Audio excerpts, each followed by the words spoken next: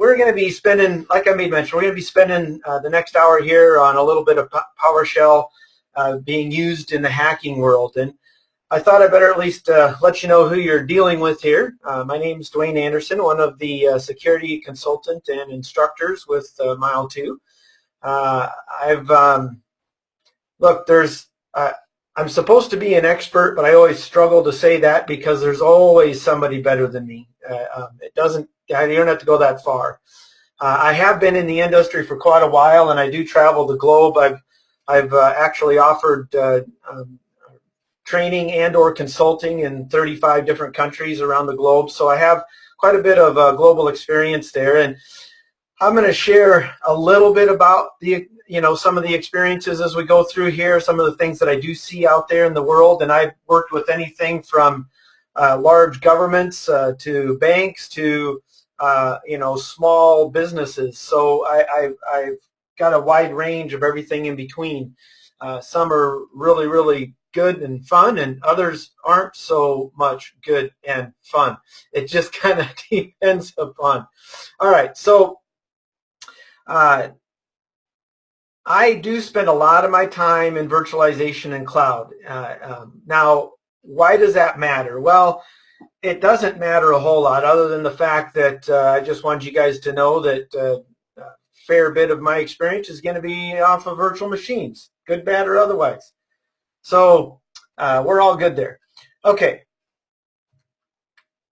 So what are we covering, and why does it matter? So first of all, we're going to take a few minutes and talk about what PowerShell is, and I mean just a few minutes. I am not going to bore you to death with a 2-hour discussion on what PowerShell is and what it can do for you. That's not what we're here to do. We're going to get you into the meat of it here fairly quickly. We're also going to talk about why we care. Why is this a big deal today, and what's actually happening out there in the industry from a not so good point and from a good point. I will tell you guys that I am a big believer in utilizing PowerShell in companies, especially when it comes to proper auditing. Talk about an easy way for continuous auditing to take effect. And I'll probably talk about that here towards the end when we talk about or discuss a little bit of prevention here. We're going to make sure that you guys know what you need to do to make it work and how to go about utilizing it. And then we're going to walk through the different parts of pen testing and what we can actually do here, and what so what we can do here and what we can't do here. There's good and bad with this, and we'll walk through some of that. I'll show you how we've utilized it, how others have utilized it, and it does go way beyond. The intent of this webinar is to get you guys started. So we're not going to be going into scripts that are 175,000 lines long, which they could be, but it's not likely. We're going to be going through some of the basics so that you understand what we're doing and why we're doing it, and that'll get you a really, really good start. And we're going to finish up talking about prevention, which is awesome, some of the things that have been added into the latest version of this. All right, so what is PowerShell? I love this statement here. Good friend of mine out of the UK, Tom Howarth, is a big PowerShell guy, Power CLI guy, and he coined the term, as far as I know, get PowerShell, get life. I will state that those that utilize PowerShell are often utilizing it in such a way that they lower the amount of time that it takes for them to actually perform and do work, which is, let's just say that's pretty cool, right? I have seen time and time again organizations that actually implement this and implement it right. You can have time to go golfing, you can have time to go fishing, well, whatever your hobby is, rather than spending 24/7 at the shop. Although you could also just fill your time with other things as well, right? So let's not go there. So get PowerShell, get life. It is a very common tool today and becoming even more common. And it's simply a task automation and configuration management framework. That's it. It's going to automate tasks and automate configuration. It allows us to do everything from changing settings, adding users, adding machines, changing configurations on systems, in Active Directory, whatever the heck you're dealing with. I utilize Power CLI all the time when configuring VMware virtualization, VMware vSphere. I love that tool. It really saves me a ton of time. I use scripts for many of those components. So this goes way beyond just a Microsoft product. There are a lot of other tools, and it's interesting to take note that this was made open source and cross-platform just last year. So we're going to continue to see this expand, good and bad, right? Continue to see this expand, both good and bad. Okay, so why do we care? I could have went to a lot of different reports. I just decided to grab the Unified Threat Report from Carbon Black. There's a lot of good organizations out there. Carbon Black is one of many. And they had seen in last year, 2016, 38% of the incidents reported by their partners had utilized PowerShell. That is fairly significant. This is not 5%, 10%. We're talking 38% of the reported incidents, so who knows about the unreported, had made use of PowerShell. Very interesting. So during those investigations, 68% of the companies responding partners encountered PowerShell. Almost a third reported getting no security alerts before the investigation of incidents related to scripting language. Yes, that's a typo. I like to point out my typos. That's supposed to say language. It's all good. So the cool thing here, right?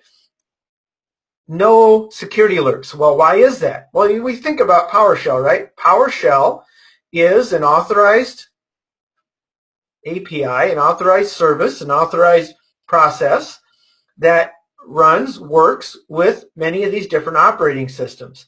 And if an organization is utilizing them, any user on the system can make use of PowerShell in whatever manner is allowed by the organization or the firm. We'll talk about some of the good and bad related to that. So it's not likely you're going to get very many security alerts unless you have a high level of security related to the use of PowerShell, which is not common. Very few people even know some of the new capabilities with PowerShell version 5.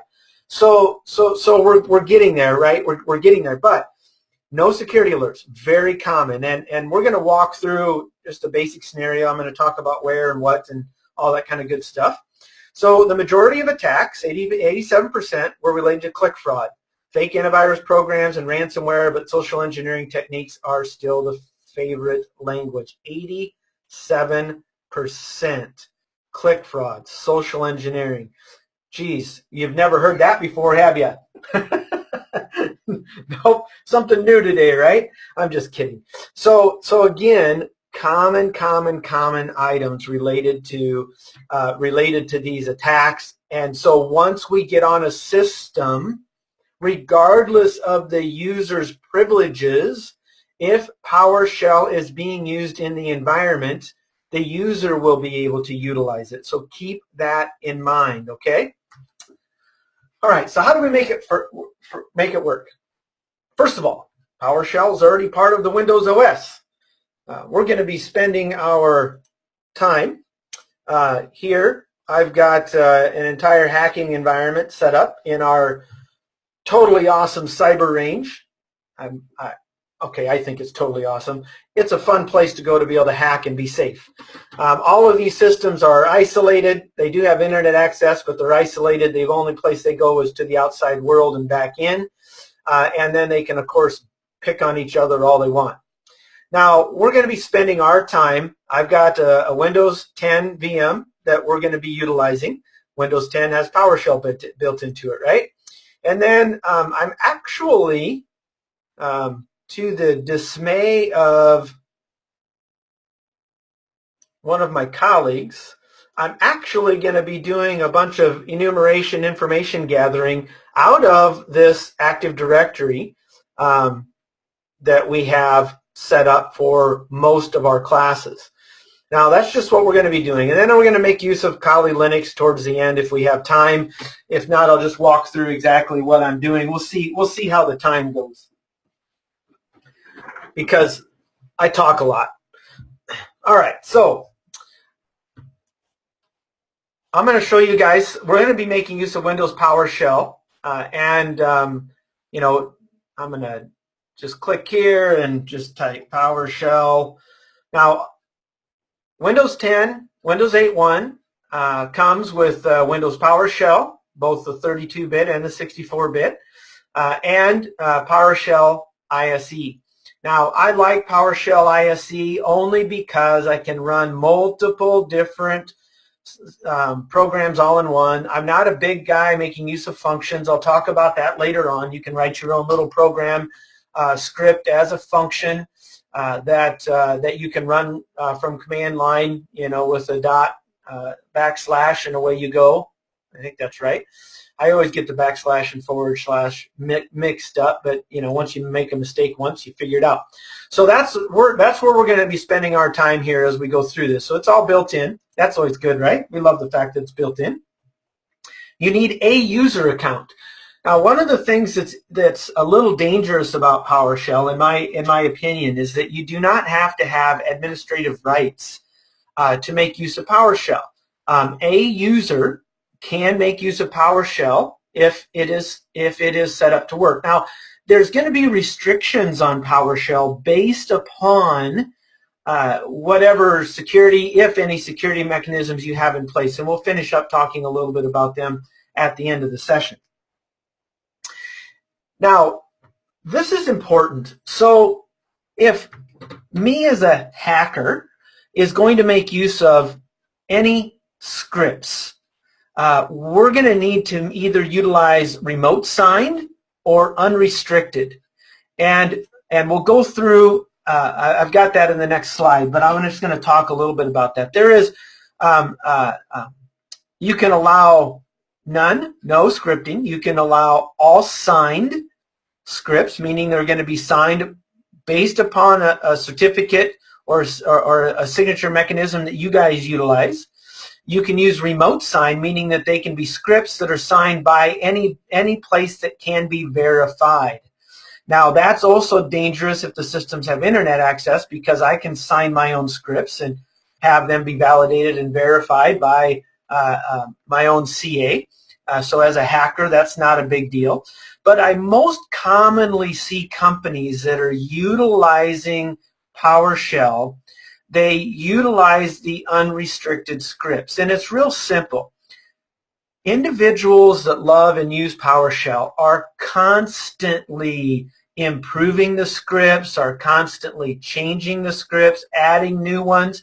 It is a real pain in the backside to go through the signing process on every single little change you make inside of a script. So I don't see it limited very often. I see it unrestricted more often than not. Now, I will tell you that in the banking industry, most banks, not all, but most banks do have them signed, especially when we're getting into specific areas. They will require them to be signed or on specific systems. Now, the thing is that some people might say, well, we're not going to allow unsigned scripts to run or unrestricted scripts to run against particular systems. So we're going to reduce that. And that is a benefit. That will help some, but that is not the common. That is not the norm because of the difficulty or the time it takes. It's not that it's really hard. It just takes time to go through that signature process. Now, an administrator does have to set that up. You have to have administrative rights in order to set it up for a remote signed or unrestricted. And that's normally done. We, as a hacker, we wouldn't have to worry about that anyways. That's already done and set up and part of the entire process or system. So it's all good. They would also need to add the remote server administration tools. Now, That is only true if we want to make use of some of the items that I am going to demonstrate today. There are pre-built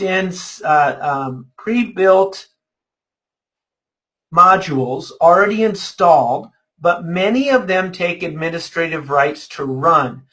What I am demoing for you guys today does not take administrative rights in order to get the information. We're actually going to be querying an Active Directory for a ton of different information to see what we can find within the environment. So you do have to add the remote server administration tools, which is quick and easy to download, and there's a quick link for you to go and grab that. And like I said, we are recording this, so we will make this available for you guys after and sometime later this week after we get everything set. So how do you use it? It's built into Windows, so I think it's fairly easy. You'll first be, so we're talking about us setting up a demo environment. If you're already hacking into some places, that's a different story. Okay, maybe I shouldn't use hacking, right? Because that would be illegal. Everything that we're doing today, you do have to have authorized rights to do so. Some of the first components are fine because it would be, if you're an admin, you're not doing anything illegal in these first components that we're going to walk through. Now, when we start putting a reverse shell on or something of that nature, well, that's a different story. So you log in as an admin, or you fire up PowerShell with administrative rights, and then you just simply type set execution policy unrestricted. Now, I've already done that. Not going to go through that again, but that's all you need to do. And that is fairly easy, simple, and, well, common, all right? Fairly common. Then we download and install the RSAT, and it's a simple download. You double-click on it, installs. Now we're ready to go, and we can move on. Now, normally these items are installed on a bunch of different systems out here. Now, I will also tell you that this scenario assumes one of two things. You have either social engineered your way onto a box already, and we'll walk through some of those components later on, or you have or you are an employee with general user rights on the inside, and you've got a grudge, so you're wanting to do some damage to the company, or maybe you're a salesman and you want access to certain data that you can't get access to before you leave, or maybe you were a victim of a client-side attack utilizing clickjacking of some type, right? So there's a lot of different options out there, but we are going to need, because you're not gonna run PowerShell from home to a system that you don't have access to. That's obviously not going to happen. So we're talking about inside of an organization first. You got to be inside the organization first. And then we need to understand some scripting variables, and then we're going to go through some of them here in a moment. So we're going to walk through different parts of the pen testing here. So first of all, can we do information gathering? Well, yeah, but for what we're doing, it's an absolute waste of time. We don't need to mess with it, okay? We're just going to go right down to enumeration. We don't need to do scanning. We don't need to reach out and touch the system, because as a general user, you have rights to query Active Directory. And you can query Active Directory for a ton of information. That is what is really cool. So we're going to be spending our time on enumeration. We're going to demo a simple attack that, as an insider, is actually pretty darn easy to do. And we'll discuss leaving a backdoor. If I get to demoing it, we will. Otherwise, I'll at least explain it. And we'll clear some event logs for the fun of it and all that kind of good stuff, right? So, are we having fun yet? So we're going to go through and do some enumeration. Now, first thing we have to understand is get statements. Get is just that. We are asking for information. We are querying something to gain a little bit of information. When it comes to Active Directory, any user can query the AD for said information. It's not quite the same when we're dealing with other systems that we may or may not have access to remotely. If we don't have rights to be on the box, we won't be able to query said box. And there's a few other things. For example, I cannot get event logs as a general user. I would have to be admin. Okay?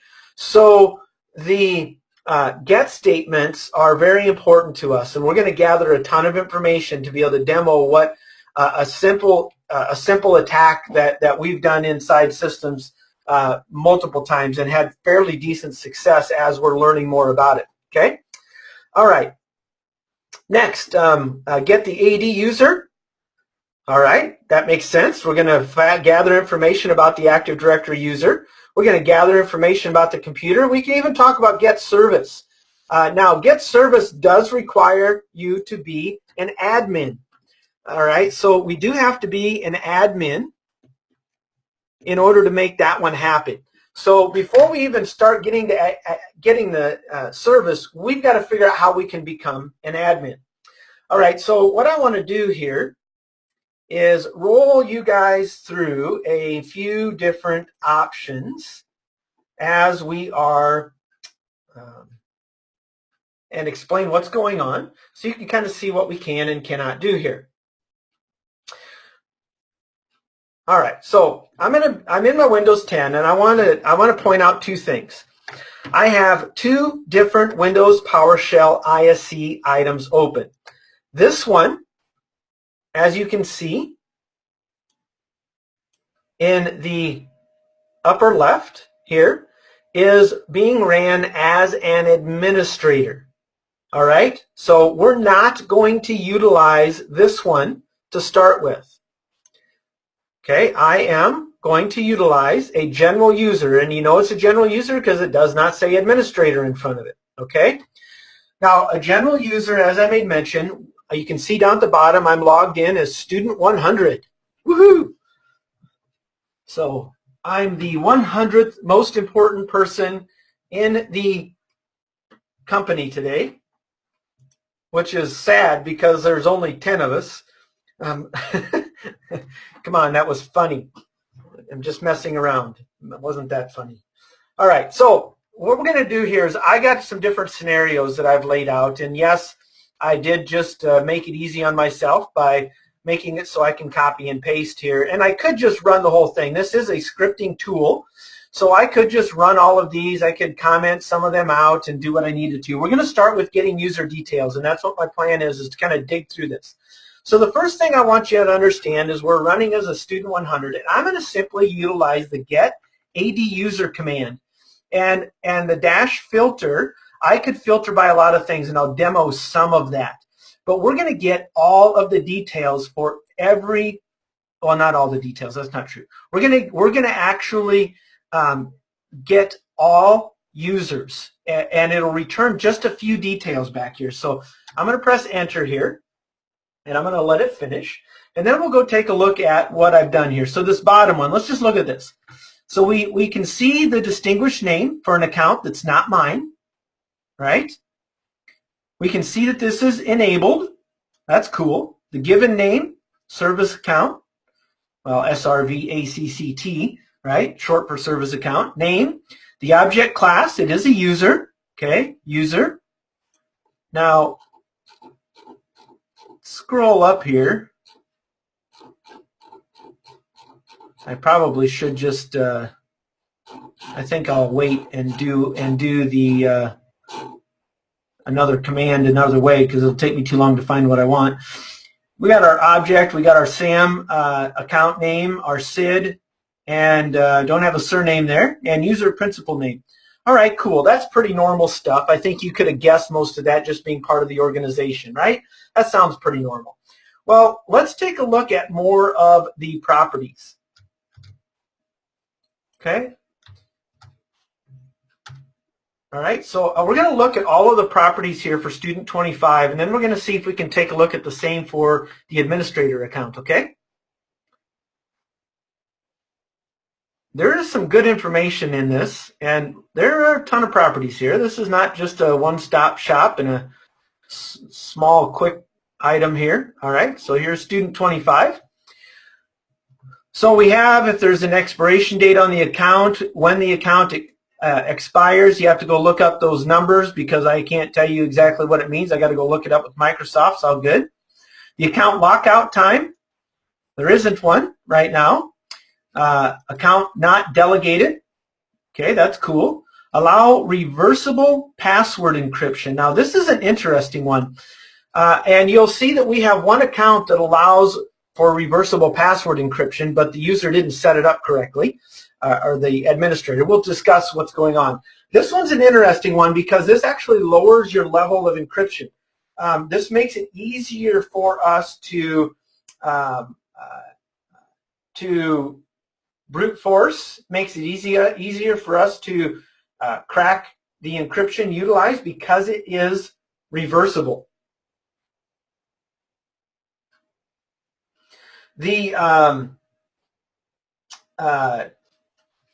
So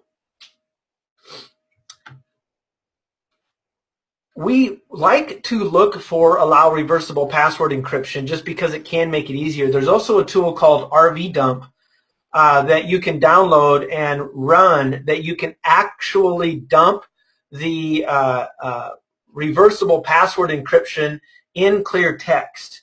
It's an interesting tool. It's not. I'm not going to tell you it's the easiest thing to work, but it is kind of interesting. All right. So, what else do I want to talk about here?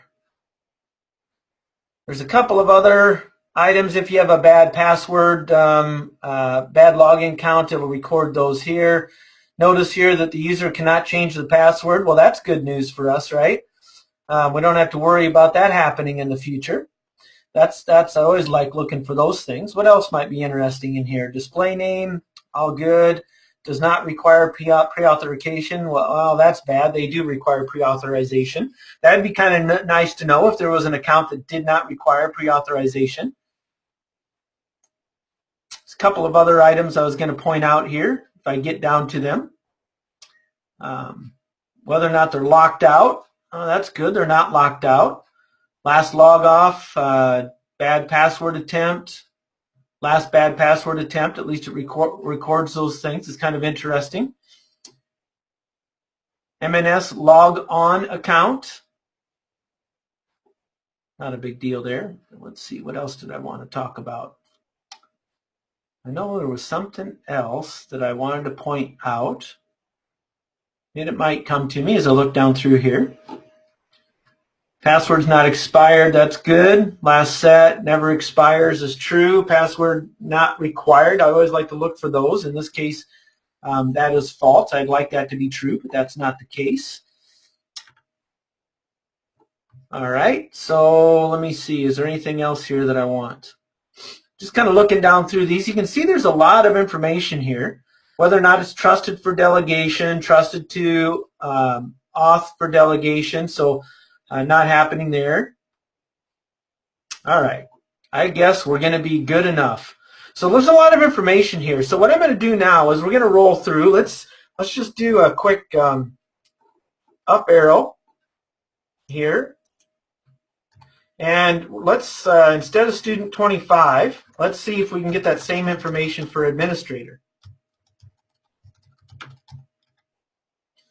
All right, well, that's good to know.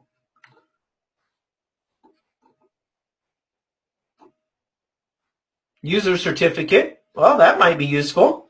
Yeah, you want to be able to do some certificate injection, fake yourself as the user. That might be very useful for us. Let me see here. So you can see it's all the same details as to what we had seen before, which is good, right? I know what I wanted to look for. Just looking to see if it's trusted for delegation. It is not. Now, we can also just do a simple one. Instead of getting all the properties, we can just get the basic items for the administrator here. So we can see that it's enabled. It's still a user, yeah? SAM account name. So what we're getting at here is that even though I'm a normal user, I just gathered quite a bit of information related to, related to those components. Now,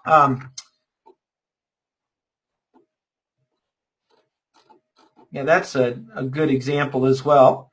One of the individuals made mention, which is good, that with the member of, we can see how much power that user actually has, what different groups they're in.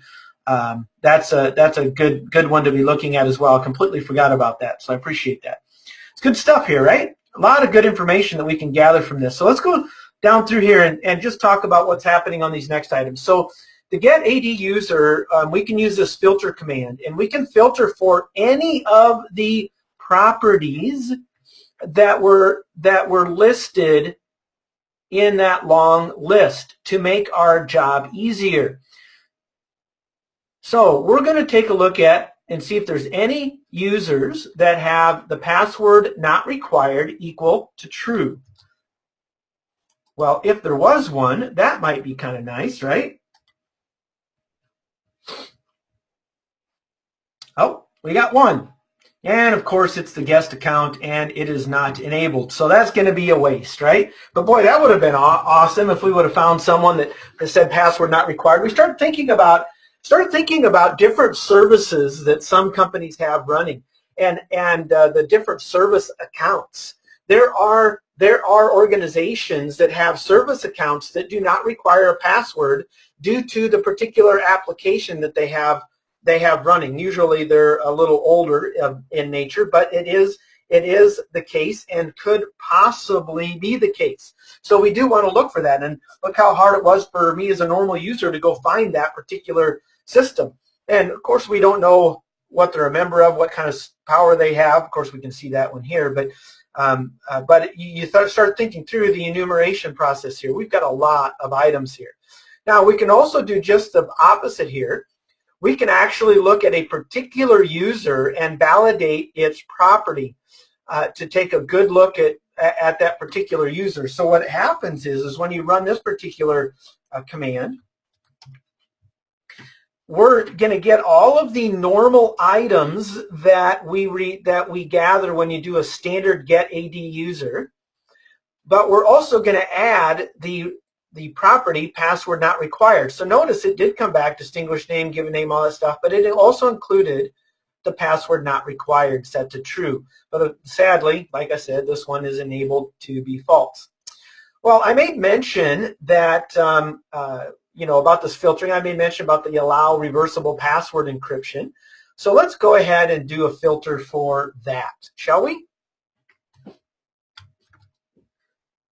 I'm glad you guys are saying, yeah, Dwayne, let's do that. Let's test that. All right, so here you go. We just did a allow reversible password encryption, and there was one user, that service account, that has that actually set to true.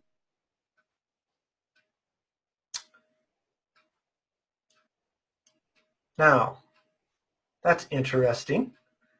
Usually, oh, I just did a filter for it. Sorry, I did a filter for it. I was thinking about this bottom one here when it would actually pop that up. So that account must have the allow, because that's all we did is filter for it. So now I'm going to validate it utilizing this other one where we're actually searching for that particular property, and that's at the top, and that's set to true. So that's interesting, which means that this could be weaker authentication.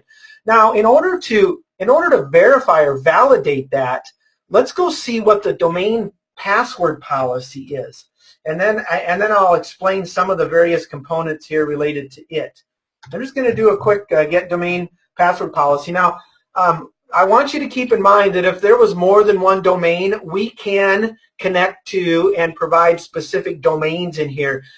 We only have one domain set up, so we're sticking with that one and utilizing it. But if there was more than one group, if you have custom password policies on particular groups, we can query that as well. That's not set up in this environment, so that's why we're sticking with what we have here.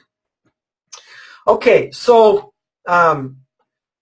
we can see the complexity is enabled. Well, that's good news. The distinguished name, MWHA.local, that stands for Midwest Housing Association. Woohoo! All right.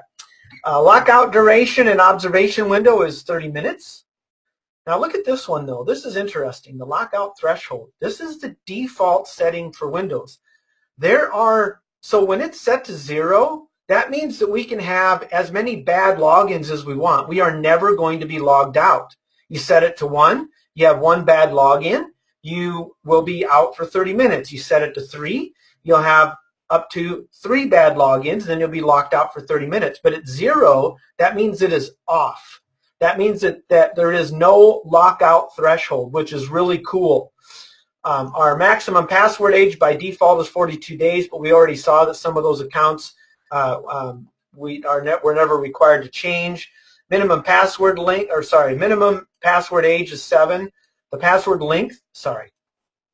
minimum password length is 7, but the age is 1 day. Object class, domain DNS, yay. We can password history count.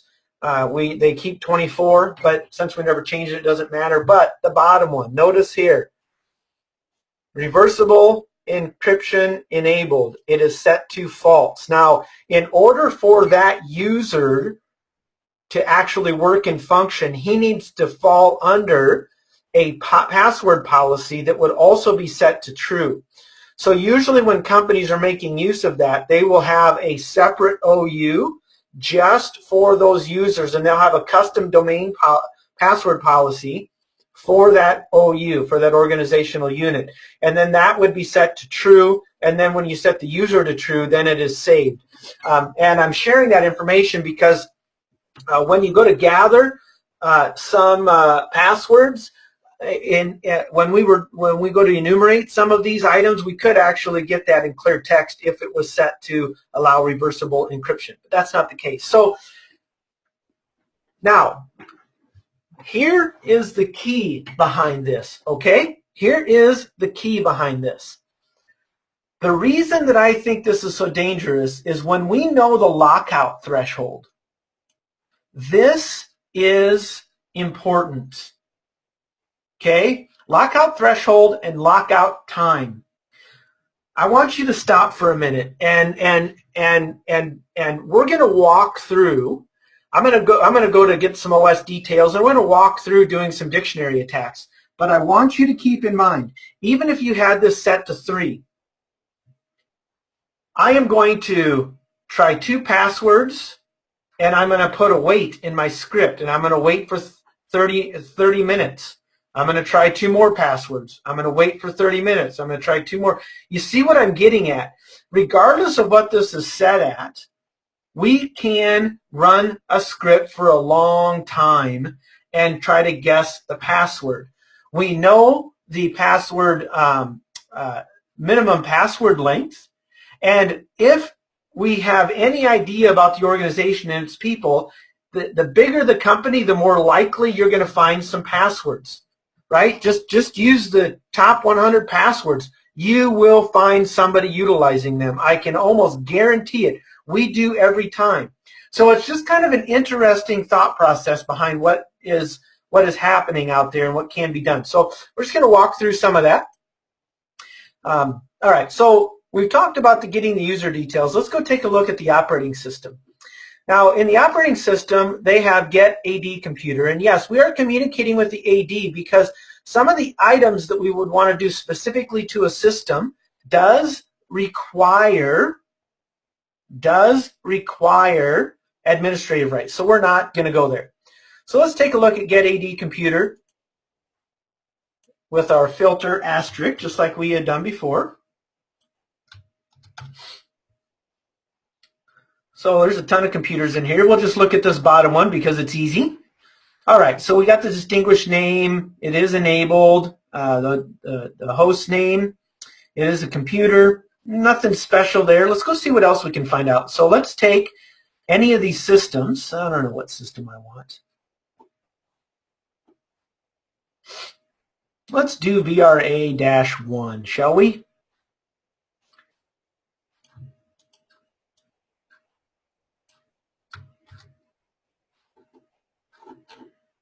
And as long as I type right, we'll be good, right? Let's come over here and let's VRA-1. Remember, this is Windows, so it is not case sensitive. If we were working in Linux, it would be. So let's see what we find. So here's VRA1, and this is all the information that is actually in the Active Directory. All right, so I'll scroll down here. There's a couple of things talking about enumeration yeah. All right, so cannot change password. Oh, that's good. We can change our password, our common name. Here's our, I can never say it. Anyways, that name. I don't know why I struggle to say that. Sometimes I can get it spit out and other times I can't. It's all good. Our distinguished name. It's all good. Well, look at this. We got an IP address. Hey, that's cool. So here's our IPv4 address. If we were making use of IPv6, that would be listed there as well. Obviously, we're not. Last login. Cool. Lockout, login, object category. So here is our operating system. So this is a SLES operating system. This happens to be VRA1. This happens to actually be a vCloud or a vRealize implementation. They're running on a SLES OS. The service pack is unknown. The operating system version is 11, so that's good to know. Primary group ID. Lots of good information here, don't you agree? We've got quite a bit of information. Now, let's just talk about hacking systems here and what we're going to want to look for. So this next item, I'm going to go ahead and first paste it in here, and then we'll talk through this. So we're going to gather every VM. We're going to gather every property. And then we're going to list this in a format. So that's a pipe command. We're going to pipe it to a format table. And we're pulling out the name, operating system service pack, and operating system version. And that is what we're going to take a look at. Scroll over here.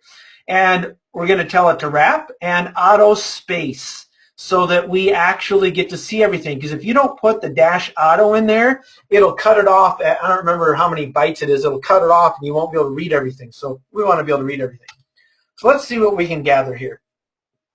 How hard is our information gathering today? Woohoo! All right, so there you go. We'll scroll up so you can see what it looks like from the top. Did I wake you guys up? Well, hopefully. Well, you better not be sleeping on me. All right, so, and as you can see, this is fun and time-consuming. We got a whole lot of systems here. So we've got our name, we've got our operating system. If the operating system service pack is listed, so this tells me that somebody, I'll blame myself on this one, has not updated our Active Directory since the original install. That's probably not a good thing. We don't have any service packs there. Operating system version 6.3 9600. Now that is really good information. Wouldn't you agree? Now if I'm working as an insider, gathering this information is fairly easy to give to someone that's more skilled. Or they'll, okay, now that I know what you guys have in there, here's what you need to do to crack into it to gather that information. Right? So you can roll down through here and see a ton of good information. MWHA, MPT. Oh, that was a interesting one. So we got a couple of multi-point server 2012 premium. That's kind of cool. Windows 7 Enterprise. A couple of SLES. There's some unknowns. So they couldn't, the ESXi hosts don't register the proper information. But that's interesting because it does say likewise open 6.2. Now that is interesting. So because I'm a virtualization guy, I know that that means that this is version 6 update 2 that's installed on that particular ESXi host. So that's kind of cool. So even though it doesn't tell me, I just did some enumeration there, and I could go gather more information if I needed to. So you scroll down through and see all this. Now that's kind of cool. Now let's just say that you and I are going to say, well, we want to actually go right in and look at the 2012 servers. So what we're gonna do now is we're gonna simply do our filter for operating system equals to Windows Server 2012 R2 Data Center, and we're looking for properties, all of those properties that we had listed before, but we're only looking for that particular operating system. So there we go. Here's all those systems that have that unique operating system. Well, you know what? That's not quite enough because I need IP addresses.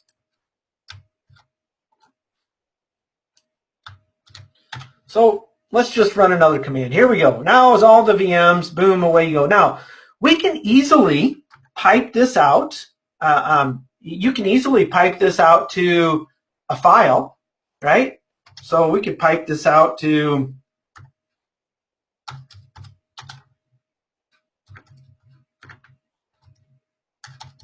systems.txt. I could also use, I think I'm going to go with CSV. There we go. And you'll see here that I got to go back to this one. Now I've got a systems.csv file. Now I don't have Excel or any other type of spreadsheet installed here, but I could open in Word and away we go. So you can see we can pipe that stuff out pretty easily as well. All right. So we got all of our operating systems. We kind of know where we want to go, but we're just a general user and we need an administrator account now. And we can't run our get service command. We can't clear our logs because we don't have admin rights. So we're going to walk through a common method that's utilized for guessing passwords. Yeah, you got to love that, right? Okay, so I'm a general user. Keep that in mind. We have gathered all of this information from AD as a general user. Now I do have a password file here that's just got 4 passwords in it. We could make this huge. Look, I don't want to spend hours going through this. You don't either. We can demonstrate what we're trying to do here. Okay, so what we're going to do is I've created a script. Now the first thing I want to do is make sure that my users file is deleted. I'm going to delete this users file here, okay? All right, we'll come back to it, I promise. We're going to get the AD user, just like we had done before, dash filter, asterisk, and we're going to select the name, and that's it. And we're going to pipe that into a user's text file. Now, I could do all this together, but I'll explain why I'm doing that here. Part of the reasons why I'm doing that is because I didn't want to write a script that would remove the first 3 lines. I don't want to see the errors related to this. So I'm going to delete those. And now I have just the usernames and the entire list of those usernames that are in our AD. So we'll save that. Away we go. Okay. Now we're going to come back here to our script.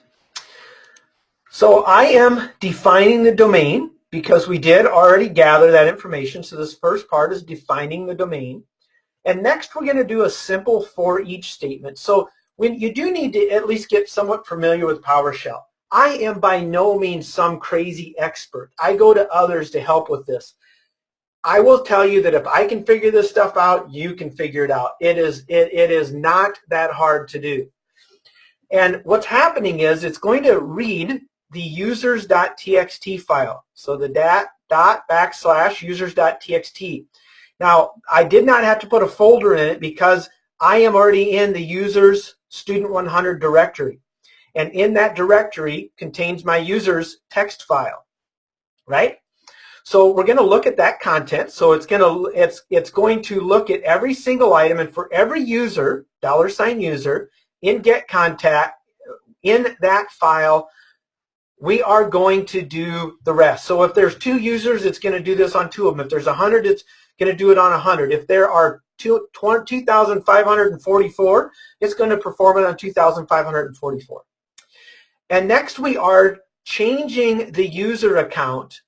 We're going to provide the variable $UN.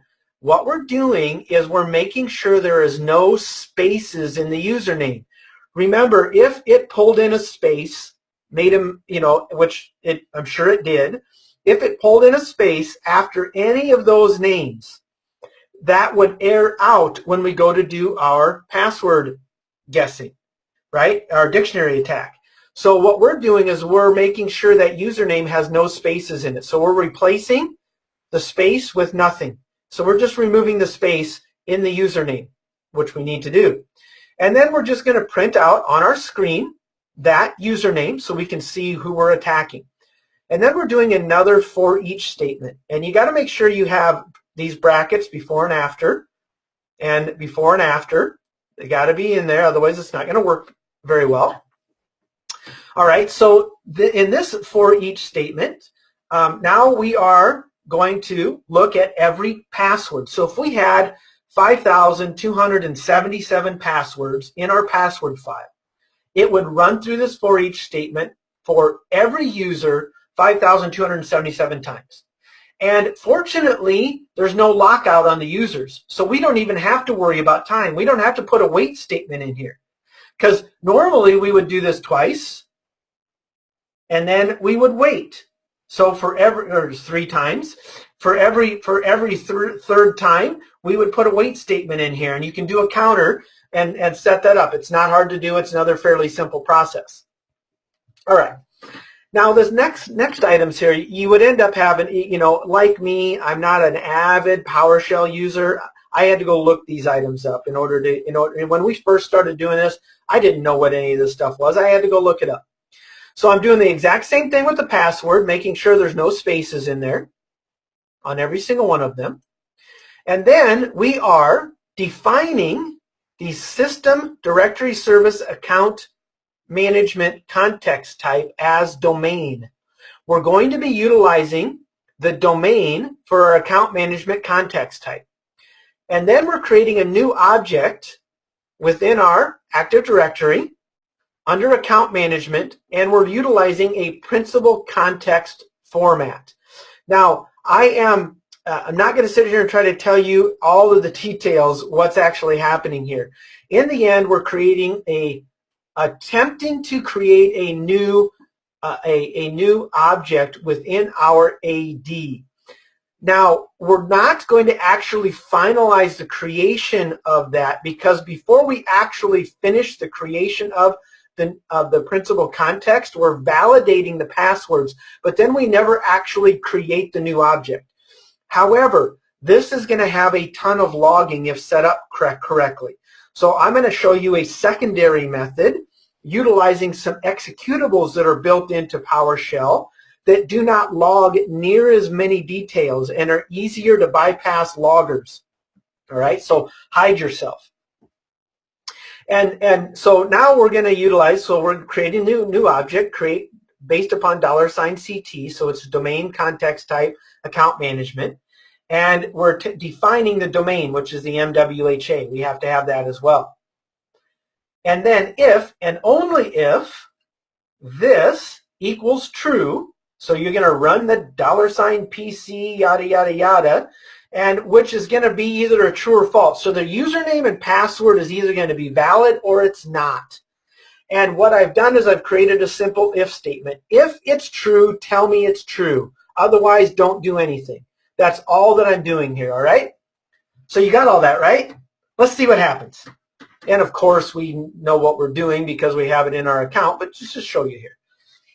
So, woohoo, we're testing every single account with all of the passwords in our password file, and only those accounts that have the password, that we have the correct password, does it respond. So now we know all of the different accounts and the user accounts and passwords. And one that's interesting is this one here, the administrator account. We now know the admin account. Woohoo! Yes, this is a it's a pen testing environment, so of course it's an easy password. All I'm getting at is that if you know your people well enough, you can build a good dictionary file. There's a lot of good dictionary files out there. When you run this in an environment, it is very likely you're going to find some account passwords. Not all. Of course, you're not going to find all. You'll find some. The larger the environment, the more passwords you'll find. It's really interesting how positive this can work. And I just did all of this as a normal user. Now, isn't that cool? Woohoo! Now, and if you're not logging or monitoring everything that's going on within PowerShell, monitoring for that, you're not going to even know this is happening. All right, now another script for guessing passwords is utilizing the DS query, a domain services query executable that is built into PowerShell, built into the operating system, comes with the RSAT commands. And this is a slightly different way of gathering the information from Active Directory. These executables are designed specifically to do a ton of different information for us related to gathering, changing, editing, whatever it is we want to do within AD. Now, this was actually designed before the AD commands I just demonstrated. Administrators have been utilizing these for quite some time. Now, we can do the same thing here on this DS query, outputting it to user.txt. Now, I'm going to go and delete my user.txt file now. Well, that's users. What did I name this one? No, still the same thing. So just going to delete that so I don't have any issues. All right, and then again, another for each statement, and we're getting that content. So the exact same thing we did before, except now we're actually going to be utilizing the ds-get command. The ds-get command is slightly different. So when, let's just do a, let's do a quick ds-get, and we'll just use user, administrator. Okay. Because, now why did that just fail? I was just going to try to do a simple, oh, wait a minute.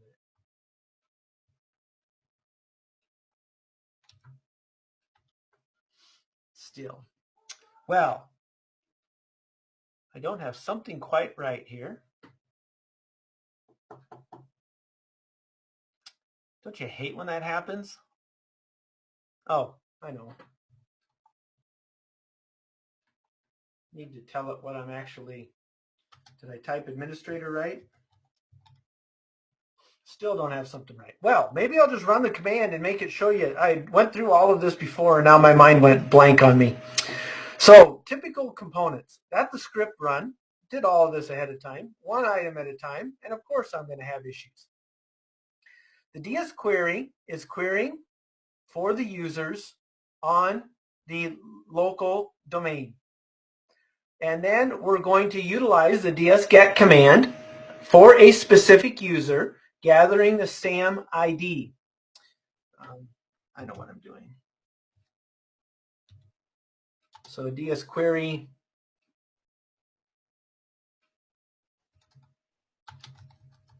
well, let's just do it this way. So here is the, with the DS query, the command, that you're going to get all of these lengthy FQDNs. So this is what I've done wrong. I forgot about that. So these are your domain names that are built into the environment. And ds-get is actually going to, so now if I do the, and that's what I was doing wrong. It doesn't, you have to have that name in order to make it work. Okay. So now with the ds-get command, we're going to be able to see the SAM ID, and this has 3 entries. Now, the reason I wanted to show you this, and I forgot to run the DS query first, I apologize. So the reason I wanted to show you this is so that I could explain what was happening here. Now that we have the SAM ID actually produces 3 different results. And this is SAM ID is the first one, and that is 0. The actual name is 1, and the ds_get succeeded is 2. So when we look at assigning a particular variable, we want only the username, student49. So we do not want 0 or 3, we just want number 1. And just like we did before, we're going to replace the spaces with a null. We're going to write out that SAM ID so that we can see what it is, and then for every password in the get content, so just like before, going through that same process, but now we're utilizing ds_get, which is not logged in PowerShell in the same manner. This is a different component. We're not trying to add any new objects. We're simply getting the user items and validating and verifying that they are who they are. Now what happens is that we're just going to null this out, so it's not going to produce any information, but we're going to be able to utilize the final code, which could be like an error code, the null code, true or false. And anything that produces a true, the $? is going to write out and give us the information. This is just a slightly different way of producing the exact same stuff. So here we go. And now it's testing. In this case, it tells us every account. Those that we guessed, it produces the password, and those that we didn't, it doesn't produce the password. Exact same manner, a little bit more stealthy than what we had before. Kind of cool, right? Yeah, woohoo! So here we are hacking away. Now, it's already past my hour. So what are we going to do here? Well, I'm going to show you a couple of different commands. First of all, getting OS details. Can we, now that we know administrative accounts, of course we can get services of any system that's actually up and running, right? So let's just see if we can run that quickly as the administrator. Well, let me see here. I think, there we go. We'll try it on a different computer name. And of course,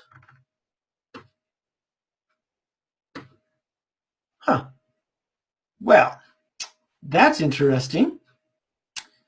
That computer might not. I just ran this. Not kidding. I just ran this a few hours ago to gather that those services as administrators. So that's interesting that we don't have that information. Huh.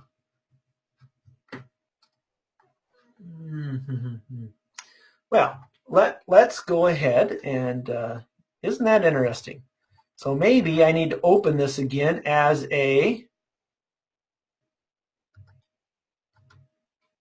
try to get the event log for that system. See, it's not allowing us to run it all of a sudden. So I am going to actually close this off, and we're going to open a new one as administrator.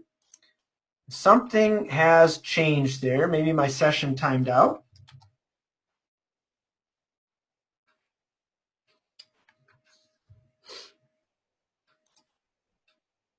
So we'll go ahead and do that, because remember, we do know the administrative username and password.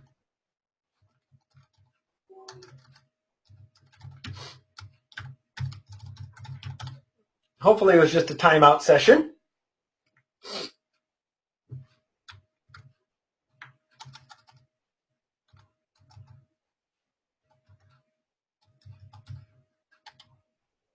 There we go. It was just a timeout issue. All right, so here we can see all of the services that are running on this particular system. I just wanted to show you that now that we have that, boom, we can get that information. We're querying directly that particular VM. And we can also, I'll come back over to my normal session here and go to the event logs. Let's go ahead and see about getting event logs. And this is on an RDP session, a multi-point server. We're just going to gather that information quickly.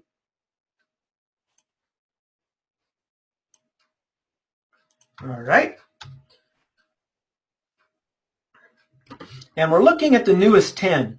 So here's the newest 10 security logs that have been in there in that particular time. So we take a look at at the time frame here, June 27th, 10:04, 10:04, 10:03. So we've got that understanding. Now we're going to actually pull back and grab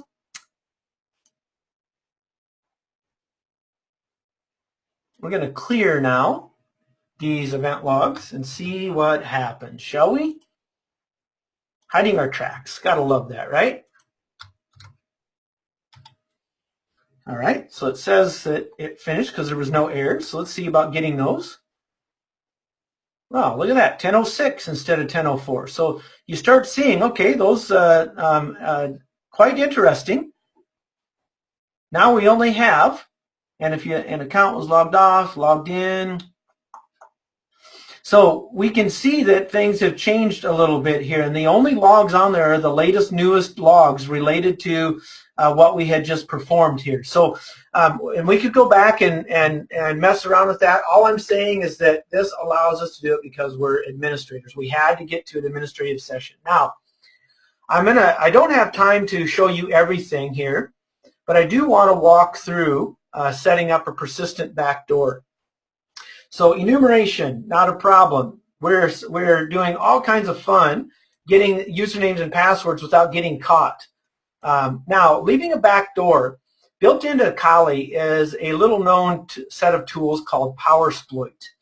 And what PowerSploit allows us to do, now we do have to have access to a system. And here's what I want you guys to be thinking about. So when we find user accounts associated with particular systems that have RDP enabled on them, now we can RDP to that system. Usually that's a concern. We RDP to that system, and now once on that system, we can set up a permanent or persistent backdoor via PowerShell. Now, what we're trying to do here is leverage an unauthorized user of PowerShell to inject in memory a backdoor attempting to bypass antivirus. Now, I'm going to show you guys the PowerSploit. PowerSploit is available in GitHub from PowerShell Mafia. They have antivirus bypass, code execution, exfiltration, setting up persistent systems. In other words, what will happen is you can actually migrate to a service that runs all the time and embed a DLL that will run with that service every time the system's either logged on to or turned on. So we get that particular component. Sometimes we can escalate our privileges there as well, and there's some additional reconnaissance that can be done. This is a really nice tool, and maybe in my next session, well, we do this actually in our class. So I was going to say maybe in the next session, but I'm planning on doing something else for the next session. But it's some good stuff here, and it's not hard to do. You use MSF Venom from Metasploit to create your package, upload it, download anything you need in memory. So we're running in memory, which can bypass antivirus.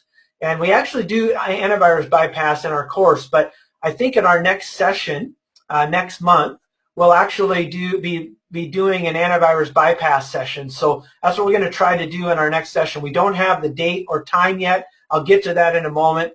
Just be thinking, antivirus bypass is what's coming up. All right, so PowerShell Mafia with PowerSploit, some good stuff. All right, so how do we did the covering tracks here. Prevention. Sign all your scripts with X509 certificates and set the execution policy to all signed. That will prevent most of this from happening. They would have to be able to sign with your same certificates in order to run. That's going to be much more difficult to do. Only have the remote administration tools on your Bastion host. Only set it up on the systems that need it, period. Now, PowerShell version 5 has the ability to do script block logging. We can have system-wide transcripts. Any PowerShell scripts, single codes that's ran will those transcripts will be logged, every single one of them. So everything I did, even though I was an authorized user, would be logged so we can easily track down what the heck was going on. That's good. Now, they've also got something new where we can actually make use of App Locker to constrain the PowerShell usage. Now, this goes in even greater detail than utilizing signed scripts. That is a fairly new system as well, which is quite good. So here you go. Those of you that stayed on to the bitter end. Our next webinar, we're gonna be doing antivirus bypass. Be on the lookout because we do not have a date yet for that, but be on the lookout. So antivirus bypass, probably utilizing Metasploit, and maybe I might even throw in here PowerSploit for that as well. Now, for those of you in the next webinar that stay to the end, will be in the running for a free seat to any of our online classes. Whether it's a pen testing class, a cloud security class, a virtualization security class, information security class, whatever it is you desire, that's the way it's going to be. So share with your friends, or maybe you don't share with your friends. Maybe don't share with anybody to keep your numbers down, or you tell your friends about it and tell them if they win they have to give it to you because you shared the information with them. All right, so we do have some upcoming CPTE classes as well. Lots of good information out here. And for those of you that might be interested, you can go to the Mile2 website for our pen testing engineer outline. Lots of good information here, what we do, what we don't do. Our public schedules, so these are the classes you'd be in the running for, online classes you'd be in the running for if you attend that next webinar. And so you just go to mile2.com/schedule and away you go here. And be on the lookout, the mile2.com/schedule/events. This is where you will find out about our next webinar. We will post that probably with sometime in the next week related to when the next webinar is going to be, and that's going to be on bypassing antivirus. So be aware of that. That's where you go to view that, mile2.com/schedule/events. And if you're already on our email list, you'll receive that information as well. Remember, in the hands-on classes, we endeavor to spend a lot of time with hands-on. You can't get good with penetration testing with security without doing the hands-on.